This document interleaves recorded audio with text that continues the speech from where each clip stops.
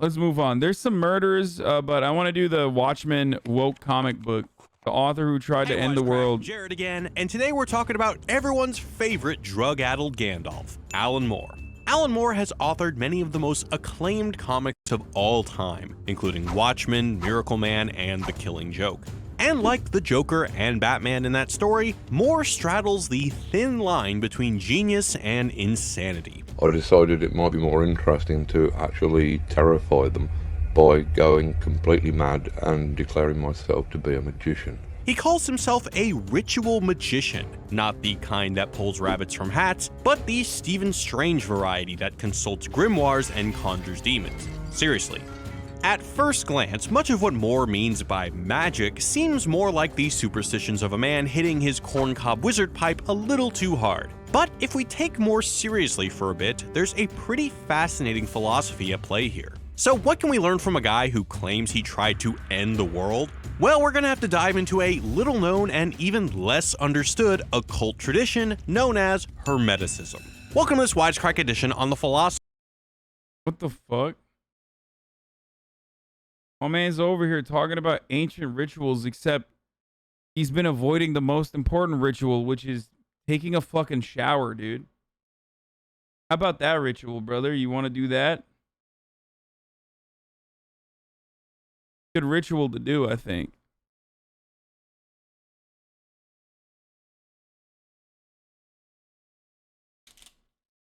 Dude became a witch talk before witch talk existed. What? Leafy is here? No. Philosophy of Alan Moore. Today's topic is magic real? There's a ton more to cover, however, so if you want more, let us know in the comments. But first, a quick shout out to our sponsor, Hims, who allows men to... Oh my god. Hermeticism's goal is to seek understanding of the world through three methods: alchemy, astrology, and theurgy. The first two are familiar enough, but the third, theurgy, is basically the process of achieving spiritual perfection with the goal of growing ever nearer to God. Hermeticism is largely based on the teachings of the Corpus Hermeticum by the mythical Hermes Trismegistus. He's a mixture of Hermes and Thoth, the Greek and Egyptian gods of language and wisdom respectively. To Moore, this mixture of language and understanding is the heart of magic. In his upcoming The Moon and Serpent bumper book of magic, Moore defines magic as a purposeful engagement with the phenomena and possibilities of consciousness. So what the f does that mean? Essentially, Moore is saying that what we call reality can be broken up into two categories: the material and the immaterial. The material is all the physical stuff, matter and energy, space and time, fundamental forces, all that. But we never experience those things directly. Photons hit our retina, pressure waves impact our eardrums, those signals get sent to our brains, and based on that limited sensory information, the brain makes a mental model of what it perceives the external world to be like. That mental model is the immaterial. To understand how the material and immaterial affect each other in profound ways, let's think of Watchmen. Moore had an ephemeral idea in his head for the story, but it wasn't until artist Dave Gibbons gave the idea form by penciling in those panels that it achieved a form.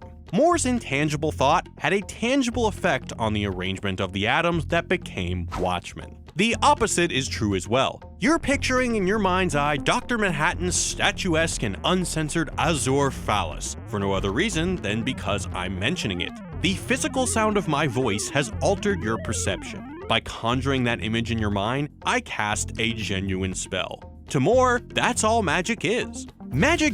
Okay, that's pretty sick. That's a cool approach to art and just everything. Bridges the divide between the material and the immaterial. Art, language, symbols, these are the real wizard's wands. Per Moore, magic is intrinsically connected with art, language, and consciousness to the point where these four things almost become different aspects. Like, I thought he was gonna have some witch talk ass ideas. This is just like, it's a beautiful way and a cool and mysticism induced way of looking at imagination and art of the same phenomenon. This same principle is seen in the rabbit-duck illusion. At first glance, you see either a rabbit or a duck. Just because someone's mind initially interprets it as duck doesn't mean that meaning is fixed. All it takes is for someone to tell them it's also a rabbit, and all of a sudden, it changes right before their eyes. It's storytelling as spellcraft. Just as storytelling can be used to cast illusions, it can likewise dispel them. As an anarchist, Moore counts money among the more destructive illusions to ever distort mankind's collective conscious. When Miracle Man tasked I mean, dude, I already knew he was an anarchist. One, because I know his background, obviously, but also because, like, I mean, dude, what did you think? Like, of course he's an anarchist. Look at him. Just the crust, dude. The absolute crust.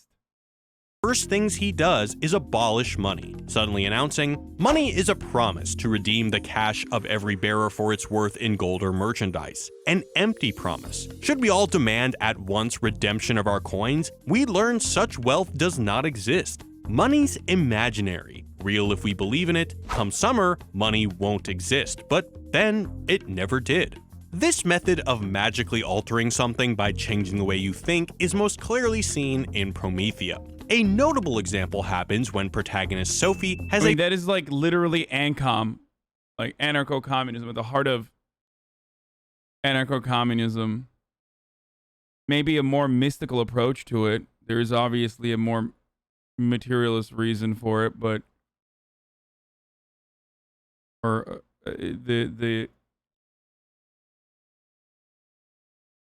my man loves drugs so much he tried to teach people what drugs taught him through art. Don't send me Watchmen in my P.O. box. I already have a fuckload of the copies. a rematch with the Demon King Asmodeus. Initially, Sophie and co. are set on slaying Asmodee in anger, but it's only when they accept that so-called demons are just a part of human nature, the worst parts, that Asmodeus' appearance shifts to that of a human. He explains, "Approach us with fear, with hatred and revulsion, and we will be fearsome, hateful, and vile. Approach us humanely and with respect, and we will be human and respectable." For the magician, expectation creates. Now think about Watchmen and try to find Alan Moore's self-insert. I always thought that it was Rorschach. But maybe I'm wrong.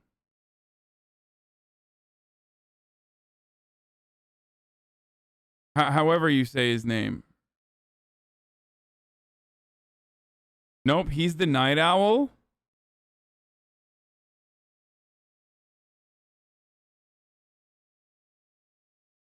No, he was cringe as fuck. Yeah, no, I literally thought that it was it was him. I originally, when I first read the comic books, I originally thought he was like an ANCAP. Like I thought he was like a libertarian. For the record, I was young, and then I found out that he was like a lefty anarchist. But it just stuck with me. I know Rorschach is a reactionary chud. I know. Chat, of course I know. He's like an anti-government libertarian who fucking wants to murder every like derelict, every criminal. Like he's just terrible.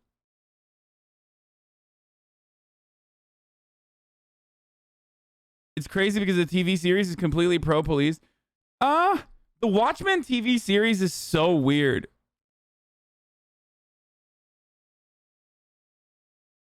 It's not. I wouldn't say it's pro. I thought it was too. I originally thought it was as well. Like it literally starts off as like propaganda to the max, and you're like, what the fuck? It's worth. I like it. It's not like I don't know if it's. I don't think it stays true to the Watchmen idea, but it's definitely not pro police. I thought it was too, but if you only watched the first episode, you thought it was pro police. It's not.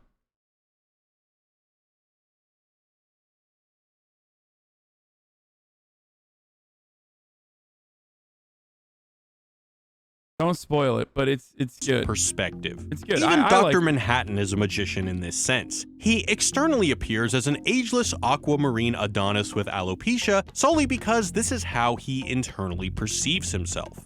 So if a sufficiently compelling story can magically change our perception of a single phenomenon, what happens if we tell a story that tries to account for all the phenomena in existence? Moore does exactly that in Promethea, telling a story about everything as a spell to change our perceptions about everything. Of course, we can never quite wrap our heads around the infinite expanse of all spacetime, but we don't need to. One of Hermeticism's most famous principles is something called macrocosm and microcosm. Expressed in the maxim, as above, so below, this principle presumes that every level of reality reflects every other, like an infinite fractal, or like how everything wrong with YouTube can be distilled down to Logan Paul, and all the worst things about Logan Paul are echoed throughout YouTube's other channels. Being able to understand one part of the pattern allows you to better understand the whole, and in turn, move from lower levels to higher levels. With Promethea, the entire structure of the series is deliberately based upon a specific structure that repeats at macrocosmic and microcosmic levels, from entirety of existence to each individual soul, the Kabbalah's Tree of Life. For Moore, the Tree of Life is the roadmap to all reality, including our inner lives. At the bottom rung is mere perception, seeing the rabbit or duck. Above that is imagination, the ability to make mental models of things not directly apprehended with our senses. Above that is our capacity for art and language, the ability to tie ideas to sounds, symbols, pictures, and stories, and above that, our capacity for emotion and reason, respectively. At the macroscopic level, the physical universe is the basis sphere of the world's soul. Above that is everyone's collective unconscious, and at the very top of the tree is... with someone with ADHD, I don't get how you can pay attention to all this. Can you? No. I'm just like... I'm literally... I'm not. I can't. It's like very hard. I'm gonna be honest with you. I just... It's way too dense, and it's also way too dank at the same time.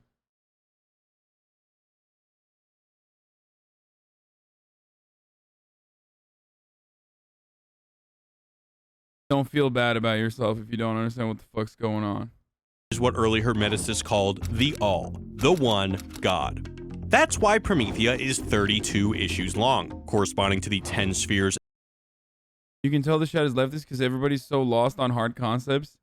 Yeah, dude, leftism is about easy concepts, like believing the world is built by good people and bad people who have good fifis and bad fifis, and they do bad things, and because they're bad, you know, like black people, they're doing bad things because they're bad. Oh, don't call me racist if that's my worldview, okay?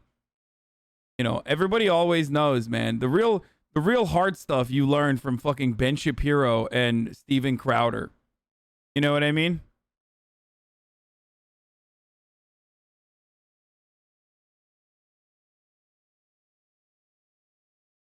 And 22 paths of the Tree of Life added together. The story itself ends at issue 31, so he wrote a 32nd issue, itself 32 pages, with each page expounding upon one of the paths. Thus, the issue was a deliberate microcosm of the series as a whole, and the series a macrocosm of the issue, or as above, so below. Another Hermetic principle used by Moore is solve et coagula, or separate and combine, basically breaking a thing down into its component parts to better understand how the whole fits together.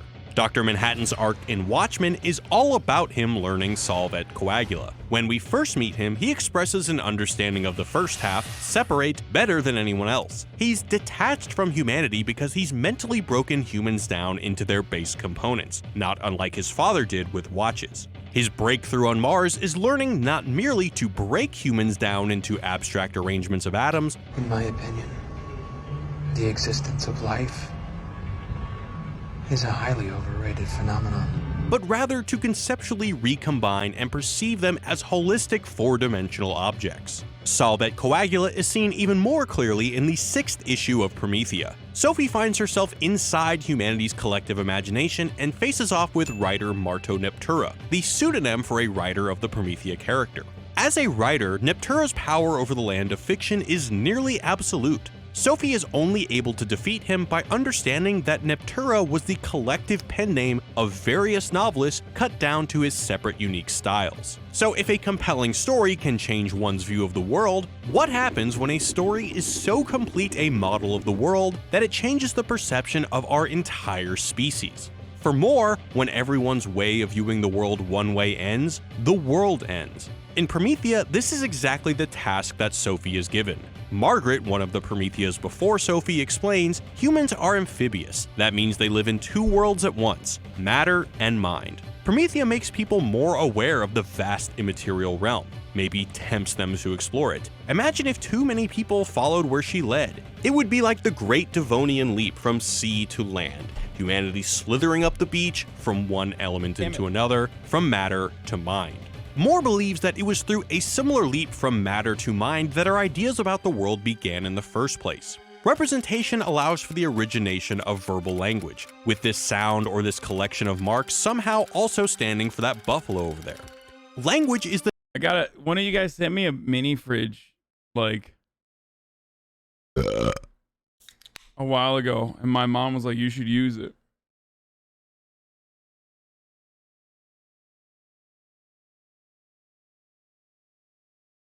It's like when you're trying to argue with Ben Shapiro, you can't even comprehend what Ben's trying to say, get fuck liberal. I can't. I really can't. I can't understand it. I wanna ground us back to the world, the real world, where the top of the hour means a 60-second ad break is coming. You know what I mean? Where we like take a brief pause and reflect on the top of the hour ad break, and remember that the way that we stop seeing the ads is by subscribing, whether it's for $5 or for free with a Twitch Prime, or with an ad block, or with a VPN, and reflect upon the actions that we take in that circumstance, and then watch this ad if you don't do that. The necessary precursor of our apparently unique form of consciousness, humanity's first purposeful engagement with the phenomena and possibilities of consciousness. Out of this engagement sprang, almost full-blown, the entirety of human culture: writing, painting, song, music, theater, science, medicine, and even politics. And so, in the same way that this idea of the world began— everything came. Was that the Big Bang? Give me a second. Yes, that's how it all came into being. And look, it's still going on. It's always still going on space-time, the beginning, the end. All the time, all it also ends. In the series' penultimate issues, Sophie succeeds in bringing about the apocalypse by explaining to everyone the same hermetic principles we've been talking about. Everyone now perceives the immaterial and the material worlds as equally real. But while Promethea was bringing about the world's end within the comics, Moore was contemplating how our world will end in a similar fashion. In the 12th issue, Moore uses the tarot to trace the history of the world from the initial quantum vacuum and God big banging the universe into existence, all the way to the coming leap to expanded consciousness. Moore places his own doomsday clock quite close to midnight, like his character Rorschach carrying a sign that says, "The end is nigh." How near? Writing that issue in 1999, Moore predicted the end of the world as we know it would occur in 2017, when the— Yeah. Well, I guess he was right, dude. Trump became president. sum total of our knowledge would double at a rate of every half second. With so much new knowledge coming so quickly, our old ways of understanding the world wouldn't be able to keep up, and we'd naturally need new ways of understanding the new world. Those of you alive back in 2017 may recall that the world did not, in fact, come to an end. But before the year came and went, Moore himself tried, like his character Promethea, to herald the apocalypse at the hour he'd appointed. Yo, he does look like the type of dude who would be running around saying the world's about to end. In September of 2016, on the eve of his prophesized world's end, Moore released his magnum opus, Jerusalem. If Promethea was a spell he cast to magically change the minds of individual readers, Jerusalem was the ritual he performed to bring about worldwide revelation. As Moore himself attests, rather than performing a ritual to produce a successful book, the book itself is the 10-year ritual working that is intended to have a certain, hopefully beneficial, effect upon the consciousness of its readership. Jerusalem seems to me to be my most sophisticated and complex magical working thus far, and certainly the most ambitious in its aims. Ambitious in its aims is an understatement. Moore writes in such a way that the reader experiences the higher states of consciousness that the narrative is at the same moment describing. Not dissimilar to the way the heptapod's language in Arrival profoundly affects Lois Lane's perception of time. This is especially evident in a chapter told from the perspective of Lucia Joyce during her confinement in an asylum. It employs the same linguistic style found in her father's novel Finnegan's Wake, abounding in puns, portmanteaus, and neologisms in order to replicate Lucia's condition. Moore explores how those exhibiting certain forms of insanity might be closer to perceiving external reality than Jesus fucking Christ, dude. This guy needs to go on Joe Rogan. They need to do like ayahuasca together. those who are deemed, quote, I mean, this is like Joe Rogan shit for anarchists and lefties, for the record.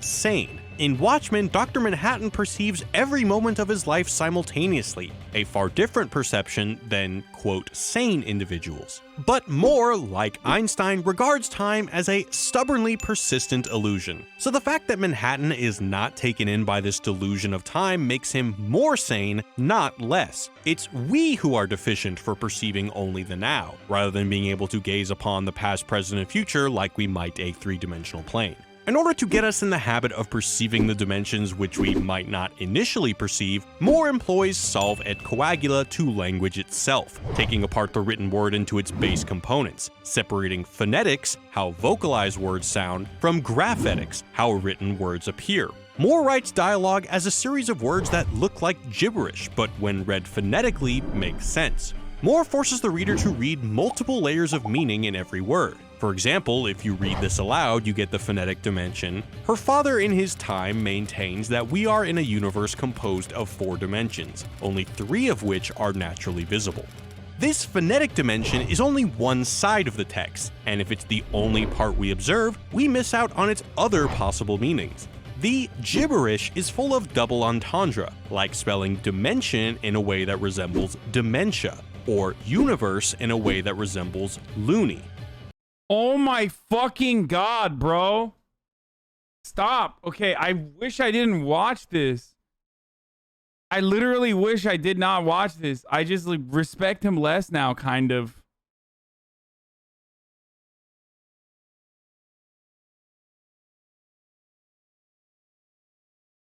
This is like being a weeb for insanity. Moore teaches us to read with more dimensions than we normally perceive in a text about how the universe has more dimensions than we normally Literally too deep for chat. Okay.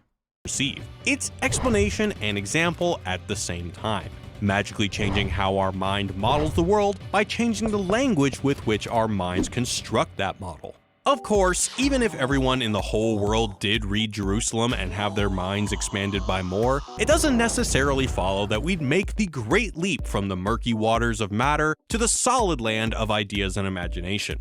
While Moore may not have managed to bring about his revelation in 2017, given his status as the most influential writer in the history of comics, his literary efforts are likely to remain influential for centuries. So is magic real? If Moore is right, it's at least as real as our imagination. This is Promethea's revelation that ends the world, speaking not to any of the characters in the comic, but to you, the reader. I'm an idea, but I'm a real idea. I'm the idea of human imagination, which, when you think about it, is the only thing we can really be certain isn't imaginary. See, I'm imagination, I'm real, and I'm the best friend you ever had. Who do you think got you all this cool stuff? The clothes you're wearing, the room, the house, the city that you're in.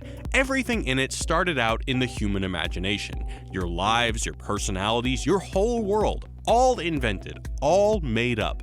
And there's nothing. Just say Alan Moore used to shift to Hogwarts and move on, dude, okay? I mean, after all, he was a fucking witch talk guy. He is literally shifting, dude. But I guess in his case, it does make sense because he's not like jumping onto pre-existing IP and like literally creating this reality that he had in his mind that now you can shift to. So he's the actual shifter, just like J.K. Rowling, I hate to admit this, would be the real shifter. And then everyone else is just like, you know, stealing that shit. And they're not real shifters. I already ran the ad break, chat. Here, but a funny little twist of amino acids playing a marvelous game of pretend. To that list of cool stuff that imagination has given us, we can certainly add the highly imaginative works of Alan Moore. Thanks for going down this weird and wacky rabbit hole with us. This was probably the worst wisecrack video I've ever watched. And only because, like, usually when I watch wisecrack videos, I develop a newfound appreciation for the you know, brilliance of the writer or the author or the artist. But in this one, I'm like, oh.